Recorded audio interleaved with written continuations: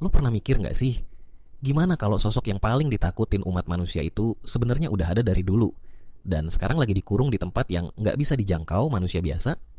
Yap, kita lagi ngomongin tentang Dajjal. Sosok ini bukan cuma disebut-sebut di hadis, tapi juga jadi inti dari banyak kisah akhir zaman. Tapi satu pertanyaan yang bikin orang penasaran banget. Di mana sebenarnya Dajjal dikurung? Oke, mari kita mulai dari sebuah kisah yang cukup terkenal. Pernah dengar cerita Tamim Ad-Dari? Ini adalah salah satu riwayat sahih yang disebutkan dalam hadis. Tamim adalah seorang pelaut Nasrani yang hidup di masa Nabi Muhammad. Suatu hari, kapalnya terombang-ambing di laut selama sebulan lebih, sampai akhirnya mendarat di sebuah pulau aneh yang penuh kabut. Di situ, dia dan awak kapalnya ketemu makhluk berbulu lebat bernama Al-Jassasah, yang tugasnya cuma satu, nganterin mereka ketemu seseorang yang dirantai. Mereka dibawa ke sebuah bangunan besar, dan di dalamnya ada sosok laki-laki yang tubuhnya gede, diikat rantai dari kepala sampai kaki. Dia nanya-nanya soal tanda-tanda akhir zaman, soal sungai Tiberias, pohon kurma di Baisan, sampai nabi buta huruf yang udah muncul di tanah Arab. Setelah selesai tanya jawab, dia ngenalin dirinya. Aku adalah Al-Masih Ad-Dajjal. Dan sejak saat itu, Tamim masuk Islam. Dan cerita ini pun disampaikan langsung ke Rasulullah, yang justru memperkuat apa yang udah beliau sampaikan sebelumnya.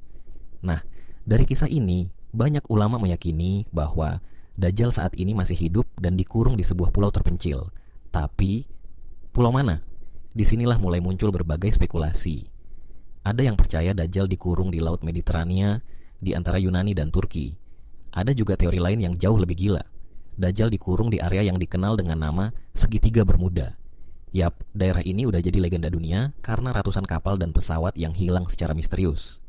Kompas suka nggak berfungsi, komunikasi terputus, dan cuaca bisa berubah ekstrem dalam hitungan menit. Banyak yang bilang ini cuma fenomena alam, tapi yang lain percaya mungkin tempat ini dijaga agar manusia nggak mendekati sesuatu yang sedang dikurung. Apakah itu Dajjal? Kalau kita lihat dalam Islam, Dajjal bukan sosok biasa.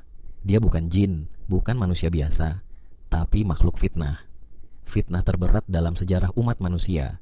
Diberi kemampuan luar biasa, bisa ngidupin orang mati, ngatur cuaca, bahkan ngebujuk manusia pakai surga dan neraka buat uji iman.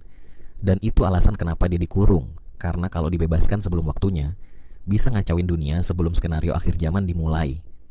Makanya, banyak ulama percaya tempat dia dikurung itu pasti dijaga secara gaib, entah oleh malaikat atau lewat batasan alam yang gak bisa ditembus manusia. Bisa jadi itu di tengah laut, di pulau yang penuh kabut, atau mungkin di bawah tanah antah berantah. Intinya, tempat Dajjal dikurung bukan sekadar lokasi geografis, tapi juga bagian dari misteri besar dunia ini. Dan kalau suatu hari dia dilepaskan, maka itu sinyal kuat kalau akhir zaman udah di depan mata. Masih berani ngomong dunia ini gak punya rahasia? Like and subscribe buat eksplorasi akhir zaman and misteri alam lainnya.